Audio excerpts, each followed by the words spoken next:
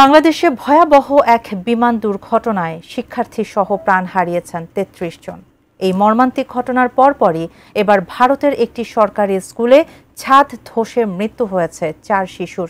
দুই দেশে পরপর ঘটে যাওয়া এসব দুর্ঘটনা নতুন করে প্রশ্ন তুলছে শিক্ষা প্রতিষ্ঠানের নিরাপত্তা ব্যবস্থার উপর। বিস্তারিত জানাচ্ছেন শিহাব ইসলাম। স্কুল, যে ভবনটি শিশুদের জন্য সবথেকে নিরাপদ আশ্রয়, সেটাই এখন হয়ে উঠেছে সবচেয়ে বড় আতঙ্কের জায়গা। গত ২১ জুলাই বাংলাদেশ বিমান বাহিনীর একটি যুদ্ধবিমান মাত্র কয়েক মিনিটেই বেশ কয়েকটি পরিবারের দুঃস্বপ্নে পরিণত হয়েছে, কেড়ে নিয়েছে বহু শিশুর জীবন।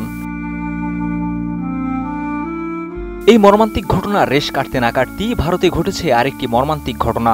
রাজস্থানের জালোয়ার জেলায় পাঠদানের সময় হঠাৎ ধসে পড়ে একটি সরকারি স্কুলের ছাদ। ২৫ জুলাই মনোহর থানা এলাকার পিপলদি সরকারি উচ্চ প্রাথমিক বিদ্যালয়ে এই দুর্ঘটনা ঘটে।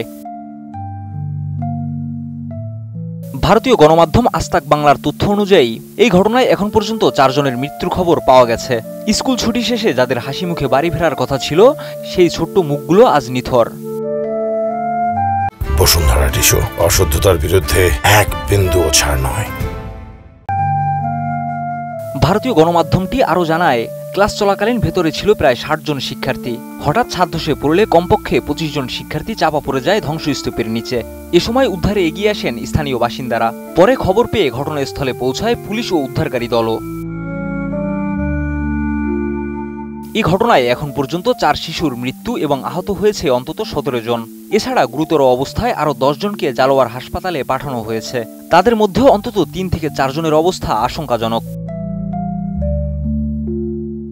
পরপর এমন দুটি দুর্ঘটনায় এখন প্রশ্ন উঠছে শিক্ষা প্রতিষ্ঠানগুলোর নিরাপত্তা ব্যবস্থা নিয়ে। মাইলস্টোন কলেজের আঙিনা আজও কান্নায় ভারী। বাংলাদেশ ভবিষ্যৎ হারিয়েছে আগুনের লেলিহান শিখায়, আর প্রতিবেশী দেশ ভারত সরকারি স্কুলের ছাদ ধসে নিষ্প্রাণ হয়ে পড়েছে শিশুদের পরিবারও। সতর্কবার্তা দিয়ে বিশ্লেষকরা বলছেন, ভবিষ্যতের নিরাপত্তা নিয়ে এখনই ভাবার সময়। শিক্ষা প্রতিষ্ঠানগুলোর নিরাপত্তা নিশ্চিত করা যেন আর বিলম্ব না হয়, কারণ শিশুরাই দেশের ভবিষ্যৎ, আর তাদের সুরক্ষাই প্রকৃত অর্থে ভবিষ্যতের সুরক্ষা।